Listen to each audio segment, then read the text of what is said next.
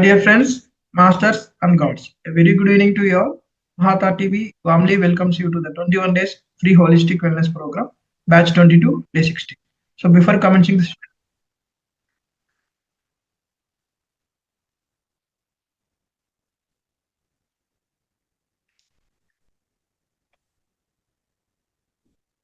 my dear friends, masters and gods, a very good evening to you all. Mahavatar TV warmly welcomes you to the 21 days free holistic wellness program, batch 22, day 60. So before commencing the session, I would like to announce to you all and to our Guruji Ranganath sir, our Grandmaster Maharshi Patriji, our great Grandmaster Mahavatar Babaji, and to all the great Grandmasters and to the students. So today is Friday. We have holistic lifestyle techniques. So Madam Vedavati, Madam is here. Madam will teach you some holistic wellness techniques. Over to you, Madam.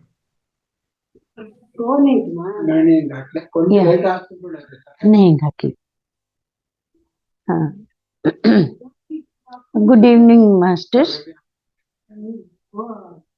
my sincere pranamas to Brahmarshi Maharshi Patriji, Mahavatar Babaji, Rangnath sir and all the masters.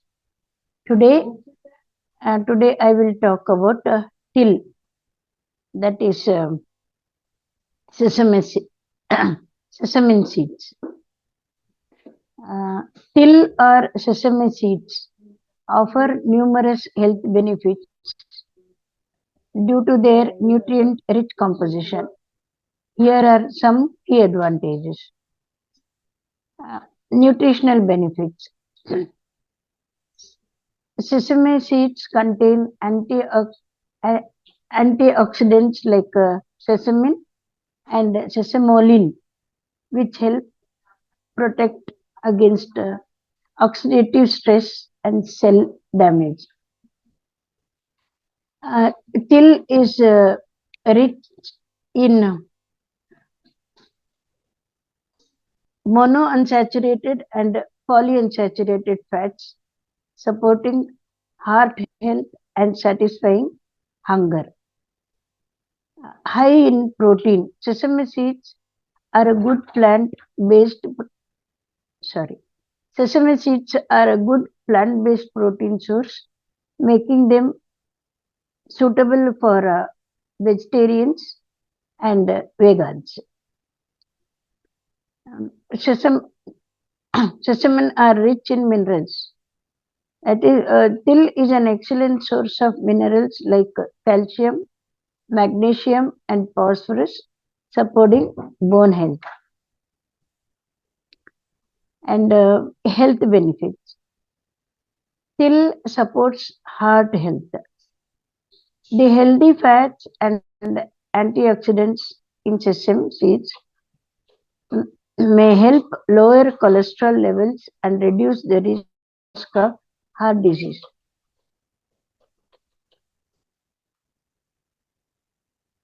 Till may help manage blood pressure. The potassium content in till can help regulate blood pressure and reduce the risk of hypertension. Till supports bone health. The calcium, magnesium, and phosphorus in sesame seeds can help maintain strong bones and prevent osteoporosis. May have anti-inflammatory effects. Sesame seeds contain compounds with potential and inflammatory properties, which may help elevate symptoms of conditions like arthritis.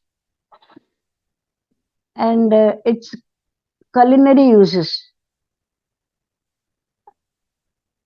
You can add to salads. Sprinkle sesame seeds on salads for added crunch and nutrition. This can be used in baking. Incorporate sesame seeds into baked goods such as bread, cookies, and cakes. Grind sesame seeds into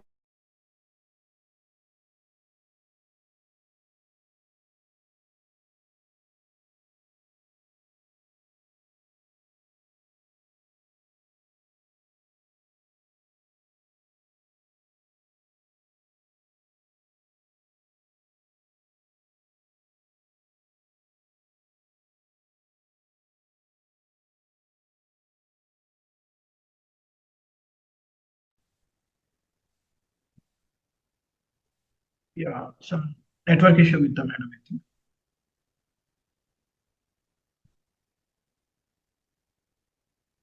Sorry, masters. There's some net issue.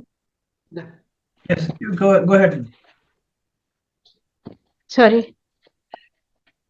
If network is weak, you can switch off the video and you can continue. Ah, okay. Grind Yeah, you can sesame continue. seeds into a creamy paste.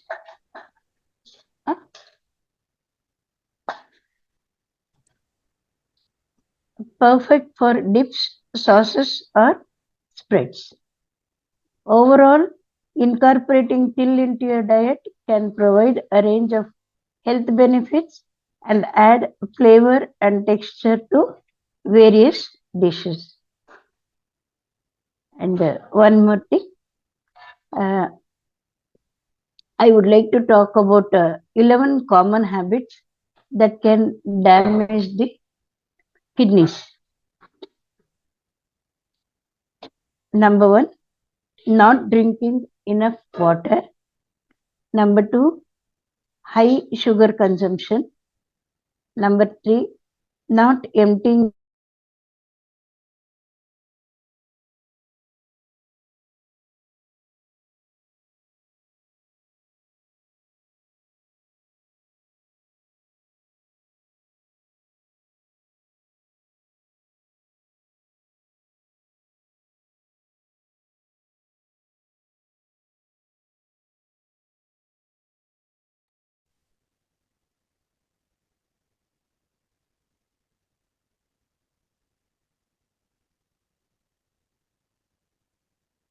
five, Yeah, poor network it seems.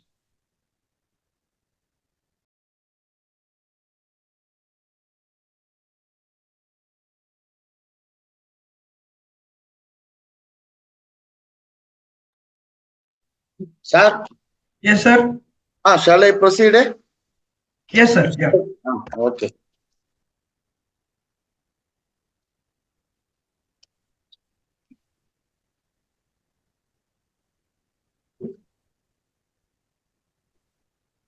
Namaskaram, sir. Good evening, all masters. I convey my prompts to. excuse me. Yes, madam. Yes, madam. Madam, let madam Yeah. continue. I will Shall I speak later. complete? Yes, please. If Please your Sorry, network is sorry. good, you can go ahead, madam. let madam Now complete. I'll complete. It's only 1 minute. Yes, Please. okay, madam. Yeah. Number four, taking too much of salt. Number five, eating too much animal protein. Number six, not eating enough. Number seven, prolonged or abusive painkiller and other drug use. Number eight, exposure to dyes commonly used in radiology. Drinking too much alcohol. Number 10, not resting enough. Thank you, Mahavatar, for giving me an opportunity to speak. And at the same time, I'm sorry, there was a net issue. I mean, Thank you, tower madam. Thank you very problem. much. Yes, ma'am. Thank you very much, madam. Yes, Thank you. yes, sir. Palnepan, sir. Go ahead, sir. Namaskaram, all masters. Good evening, all masters. First, I extend my pranams to Ascended Master Mahavatar Babaji. My pranams to Grandmaster Brahma Rishi Dr. Batriji sir. My pranams to Grandmaster Dr. Ranganathan sir. My pranams to all masters and friends. My pranams to universe. Today, in this special program, I would speak about peace, general topic peace, and some thing about meditation, etc. Ways to achieve social peace, then ways to achieve internal peace, etc.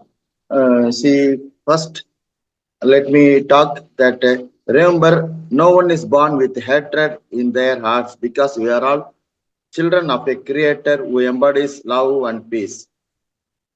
Deep down, we all know this. From war zones to living rooms, violence surrounds us, and this normalization demands urgent reflection before it defines our future completely. Definition of peace. Peace is a state of tranquility, calmness, and harmony characterized by the absence of conflict, violence, or disturbance. It can be both external, behavior of nations, groups, or individuals, and internal within ourselves. Peace is often associated with concepts such as justice, fairness, and well being of all. Now, I will tell about internal peace. Internal peace, also known as inner peace, refers to a state of mental and emotional calmness, free from anxiety, stress, and negative emotions. It is a state of contentment and acceptance regardless of external circumstances. Importance. We should have mental clarity, emotional stability, physical health, spiritual growth. That is, sorry, sir, some disturbance. I will continue. Importance of internal peace, mental clarity is the mental clarity reduces stress and enhances focus and decision making. Number two is emotional stability. It promotes resilience, passions, and emotional control. Number three is physical health. The internal peace lowers blood pressure, reduces risk of chronic diseases, and improves sleep. Number four is spiritual growth. The internal peace fosters self-awareness and a deeper sense of purpose. Now I will narrate ways to achieve internal peace. But the ways to achieve internal peace are mindfulness and meditation, acceptance and letting go, positive self-talk, gratitude practice, disconnect and unwind, forgiveness, journaling. That is, number one, mindfulness and meditation. We have to practice daily meditation to center the mind and reduce mental clutter. We will follow Anapanasati meditation techniques. Number two is acceptance and letting go to achieve the internal peace. Accept the situations that we cannot control and release past grievances. Number three, positive self-talk. We have to replace negative thoughts with affirmations and constructive self-dialogue. Number four is gratitude practice. That is, we have to practice gratitude and reflect on what you are thankful for to shift focus away from stresses. Number five is disconnect and unwind. We have to spend time in nature, practice digital detox, or engage in hobbies. Number six is forgiveness. That is, we have to let go of grudges and resentment which consume mental energy. And number seven is journaling. That is, we have to write down thoughts and feelings to gain clarity and emotional release. Now I will go for the next part, social peace. Social peace refers to a state of harmony and non-conflict within and between groups and communities and nations. It involves absence of violence, injustice, and social discord.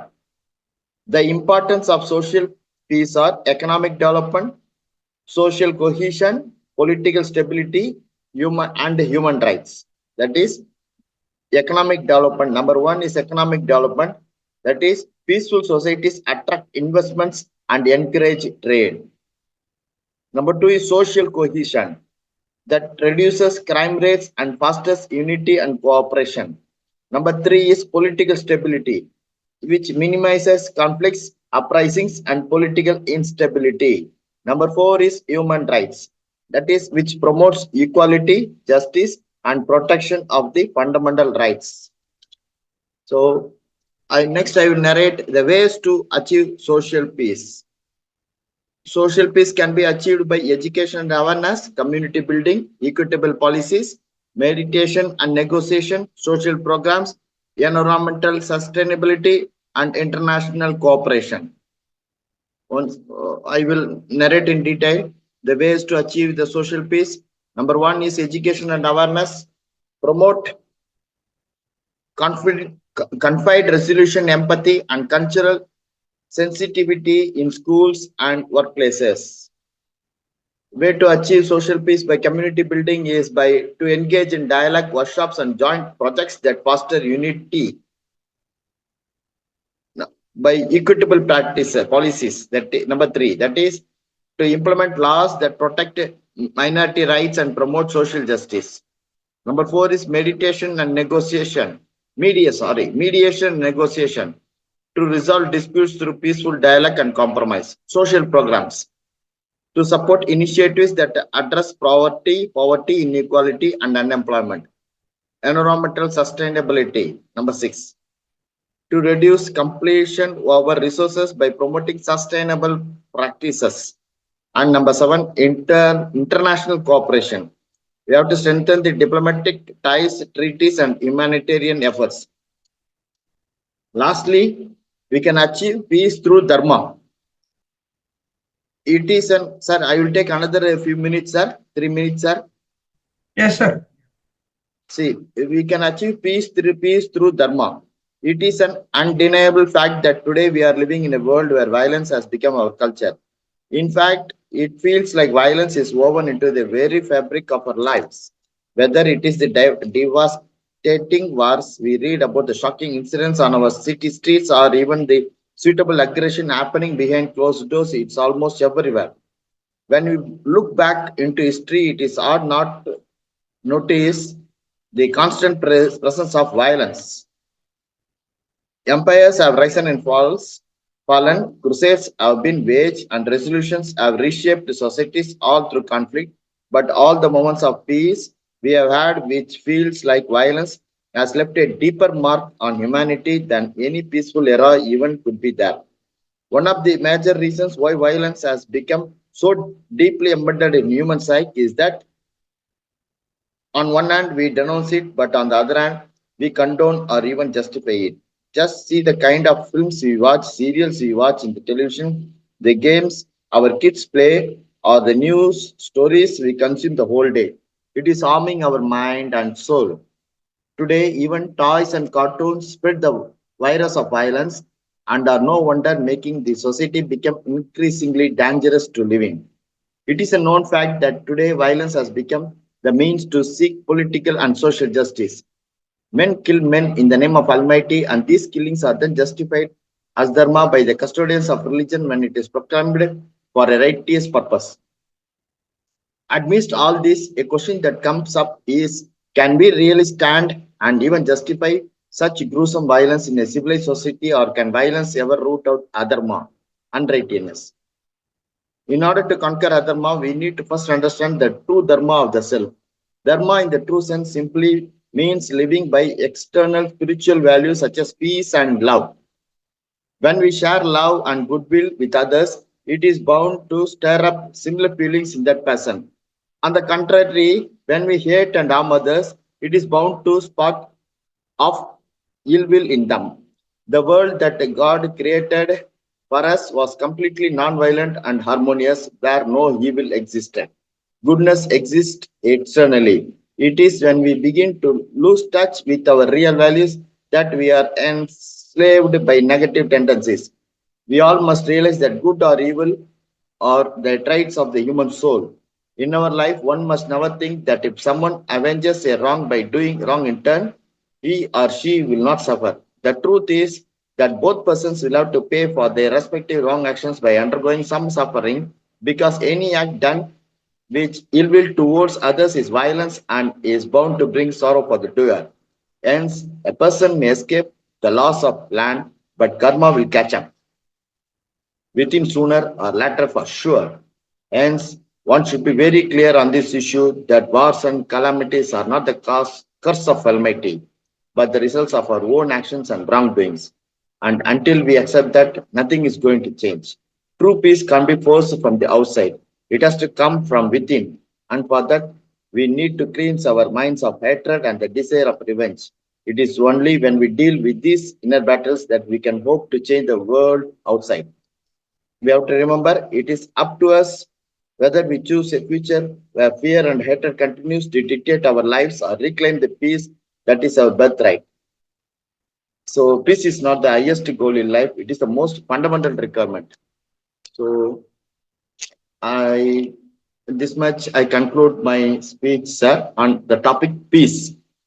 I thank Mahavatar Foundation. I thank Master Thiru Mr. Lokesh sir for having given me this opportunity. Though I couldn't prepare a long discussion, in short time I could convey this much to our friends and masters. Thank you, masters. Thank you, Thank sir. you, sir. Thank you very much for the quick reply and immediate attending. Thank you, sir. Thanks, sir. Right, masters. Now I will try to explain the practice of inner heat. The fire, we call it as the fire within. It is called the Tummo technique. So it is a Tibetan technique, old Tibetan technique. I will try to explain you. So it is very old and powerful method from Himalayas. So stories say that monks could sit in the freezing temperature, freezing mountain conditions. So wearing nothing, wearing only just sheets around them, and still they feel warm, they stay warm. So steam would rise from their clothes, and they feel like sweat may come from their forehead. So what is happening in spite of this climatic conditions? What is happening there? So the heat was not from outside, so it came from inside their bodies. So they use a technique called Tummo, Tummo, Tummo technique, or the inner fire technique. So please sit comfortably, keep your back relaxed and straight.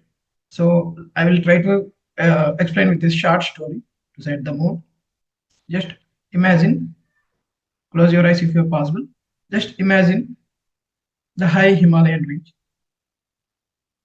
The air is thin around you. Deep silence, nothing, no sound at all. Snow is everywhere. Just try to imagine all these conditions. A few monks sit quietly in the icy ground. There is no all around. Air is very thin. It is very difficult to feel the breath.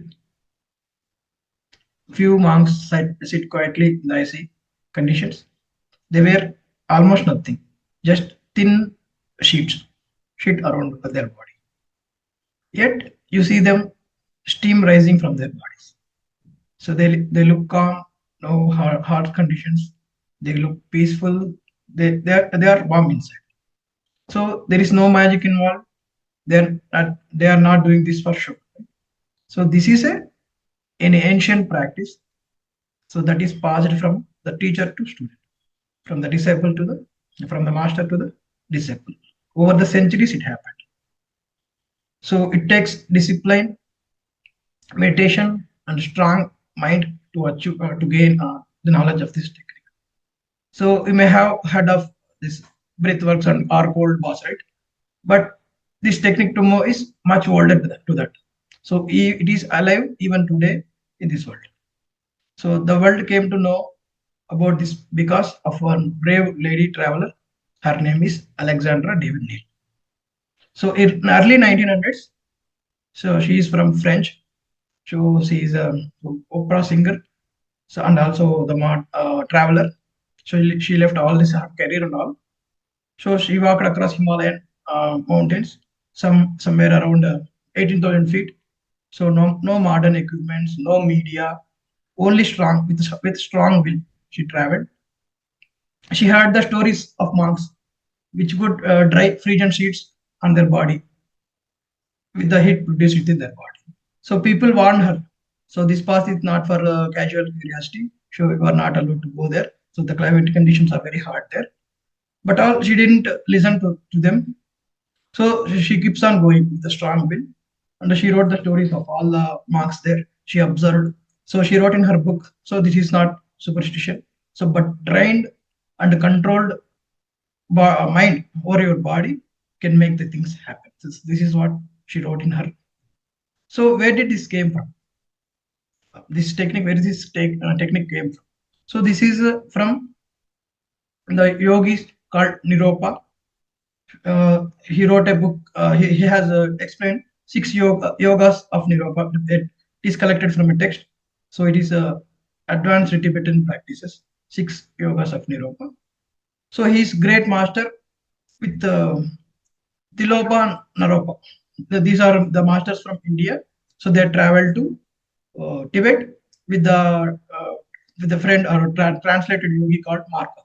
So the Marpa translated learned this technique from Niropa and passed it to Milarepa. So Milarepa is famous Buddhist monk. So with he's a disciple of Marpa. So he learned that technique and made. He's a famous yogi. So he meditated for years in the mountains and caves, wearing only thin cotton clothes. So Milarepa has a very hard early life. So made serious mistakes in early life, but later devoted himself to the complete practice under Marpa, under the teachings of Marpa. He meditated long retreats in the mountain caves, often wearing only thin cotton cloths. Hence, he has a nickname called the cotton clad one. In spite of these harsh conditions, he used to wear this only cotton cloths. Okay. Traditional stories say that he can sit through that bitter cold after learning this heat inner methods. Right. So in olden days, this technique is not learned on day one only. So teachers will observe their students if they are emotionally ready, or if they are disciplined, or if they are ethical, or if they are ready to handle these conditions. If they're ready to handle strong inner energy within this. So they try to observe all these things, and then only they will teach these techniques. So this technique is kept secret for over many years up to this after this lady Alexandra came into, so made this technique curious and starts researching on this technique. That is how this technique came to the world. So there was a science behind that. I mean, there is a scientific research have been done on this technique. So in the late 1900s, so at Harvard University, there was a scientist called Dr. Herbert Benson. So he was very curious about these techniques, and so he came to the Tibetan Himalayan range. So he started studying these monks and all. So who practiced this Tumo technique? So had conducted some I mean some experiments with them. So he made them these monks sit in a cold temperature as 4 degrees centigrade and wrapped them with wet sheets around. So within no time, so at the their body temperature slowly increases to like nearly 38 degrees, and all these wet sheets turned into dry. All these cold conditions won't harm them, and they began to sweat within themselves. So they later researchers found that this practice had two parts. First part is strong breathing technique, and second part is gently visualize the phase of maintaining this temperature.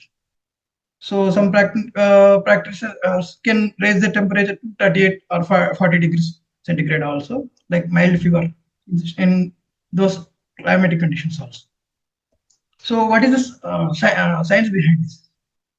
So it is believed that with a breathing and gentle muscular hold, you can build warmth inside your belly area, and you can encourage your blood flow to the skin.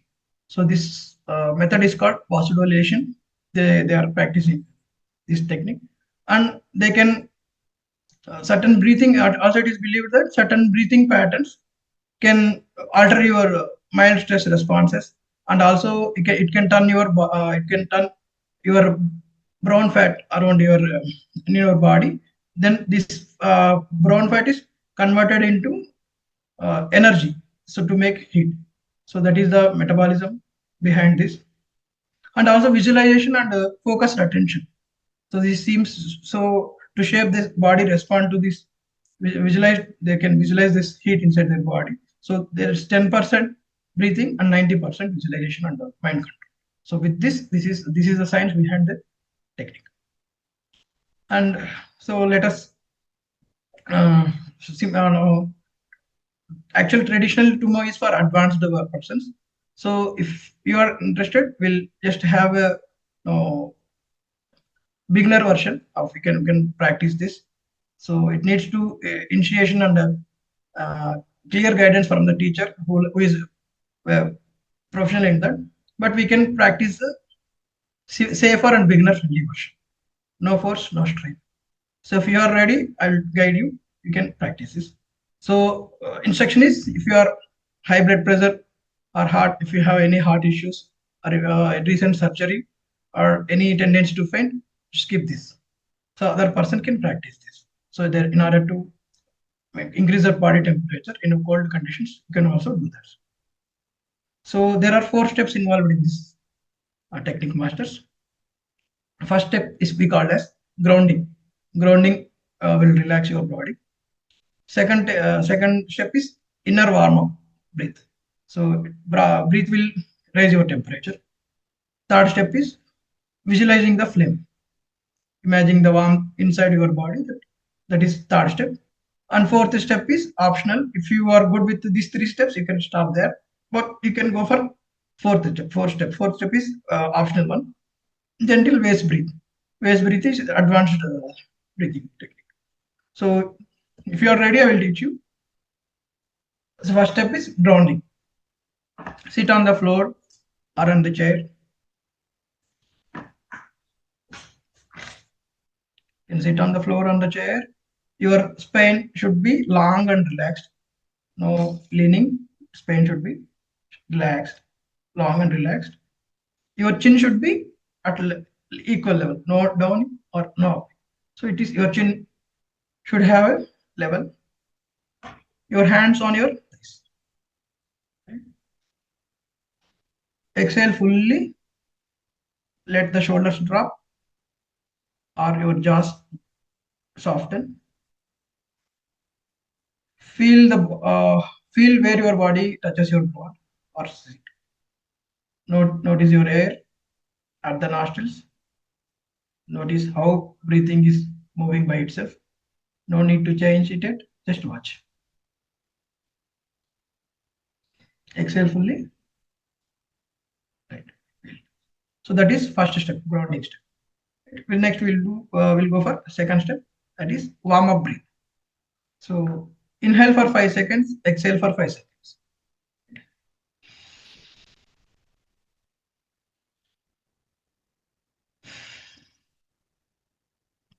Inhale for 5 seconds and exhale for 5 seconds. If you want, you can hold your breath for 3 or 5 seconds. Right? So while inhaling, your belly should expand. Belly should expand. And it should relax while on exhale. Belly should expand during inhale, and during exhale, you should relax. No strain. Let's go easily. Inhale.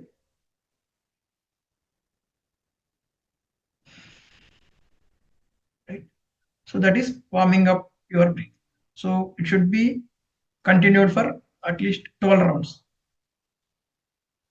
So that it will make a warm feel or sensation around your belly, tummy. So why only tummy? Because it is the where the fire element existed, right? Continue like this.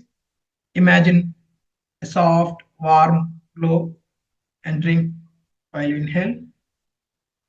And while you breathe out, cold mist coming out. So while inhaling, imagine warm glow. So while exhaling, cold out. So that is how your brain is functioning, right? Imagining the warmness during inhale and coldness or mist during exhale. Right? Stay with the rhythm. Go slightly deeper if comfortable. If you feel lightheaded or shorter, or inhale and lengthen the exhale, you can do that.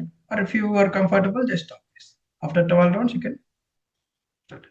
And third step, we'll go for third step. Third step is visualization, flame visualization.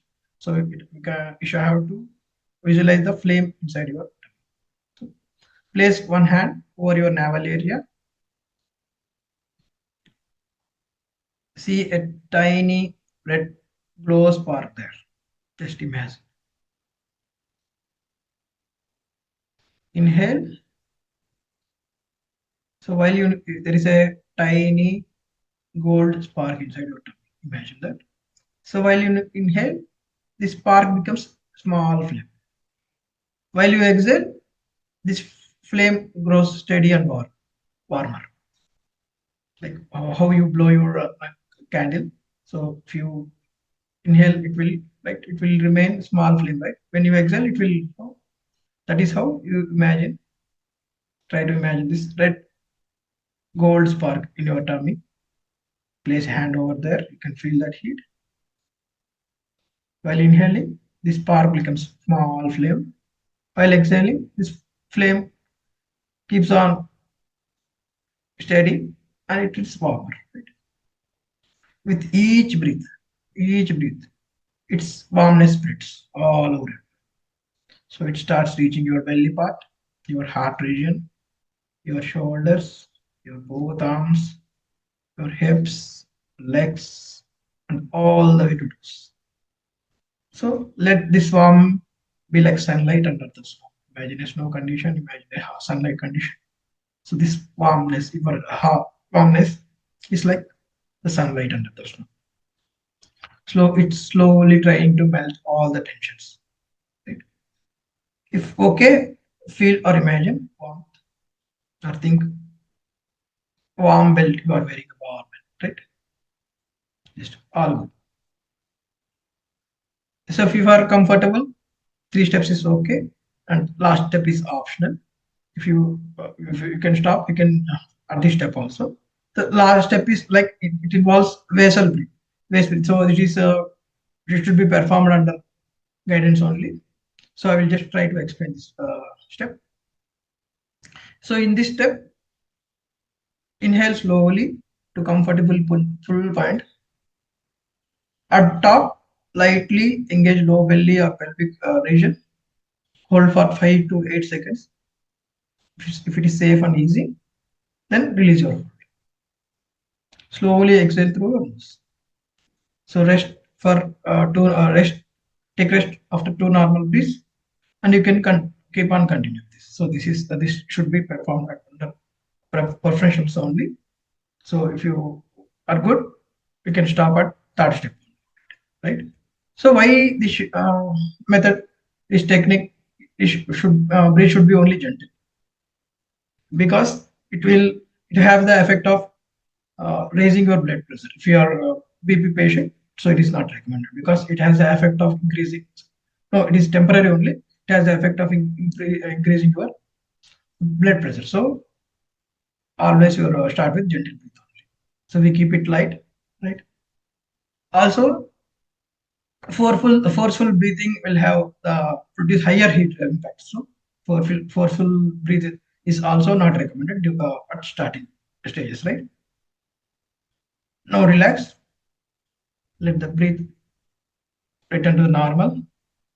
Notice how you feel. You can share your experience. If you are feeling warm, tingling, nothing, anything, yeah, all is fine. Right. So remember, the breathing is only the 10% and the mind is 90%.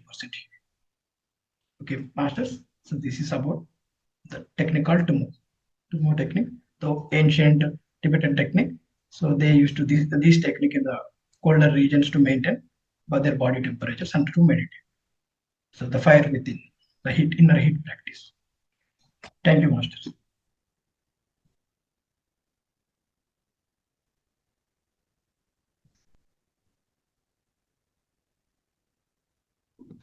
Right, masters, we'll go for meditation.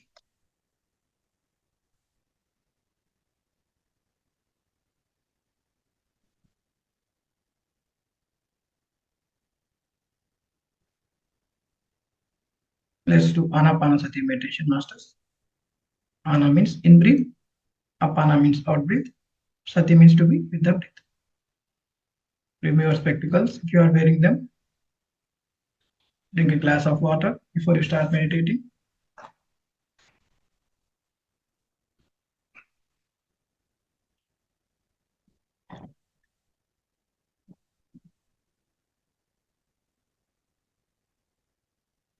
Darken the lights in your room.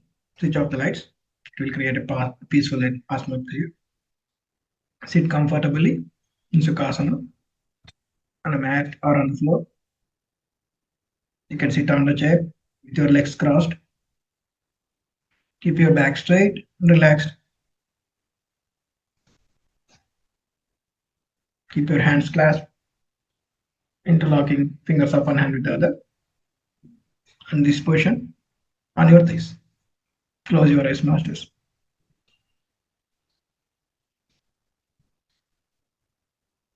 Gently close your eyes. Don't allow any distractions.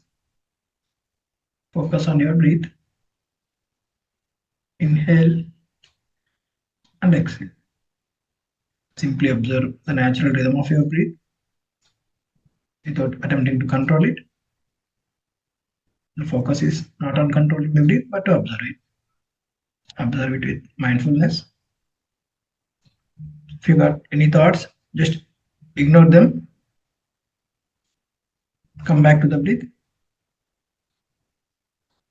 So I'll play calming music, masters.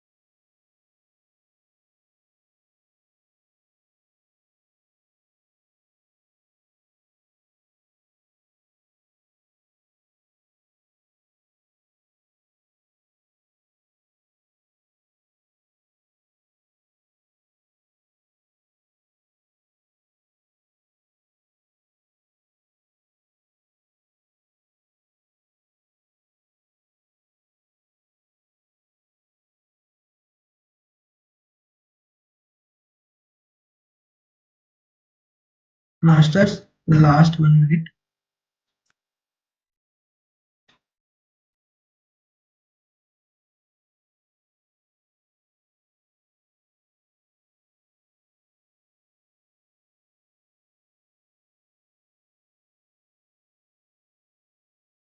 Feel the breath coming in and going out.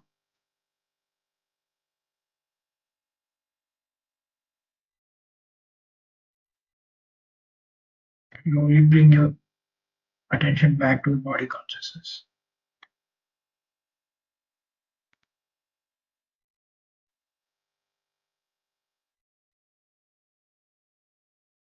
Feel the breath. The last 10 seconds. And we count down. 5, 4, 3, 2, and 1.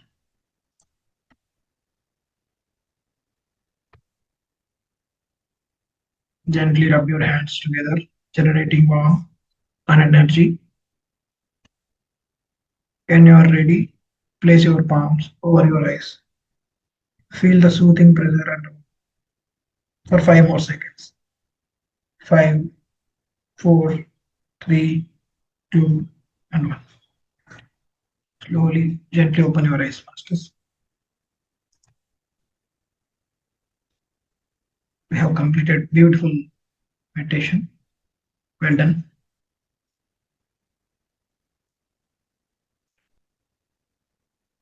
Let's thank Universe and Mahavatar Foundation for giving us this platform to learn wisdom from many masters. And let's thank all the masters who have attended the session.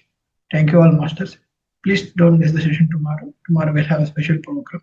So that is you can speak on any topic or can you showcase your talent or anything. You can share any experiences, right? Anything. So please attend tomorrow's session. See you all tomorrow. Good night. Thank you.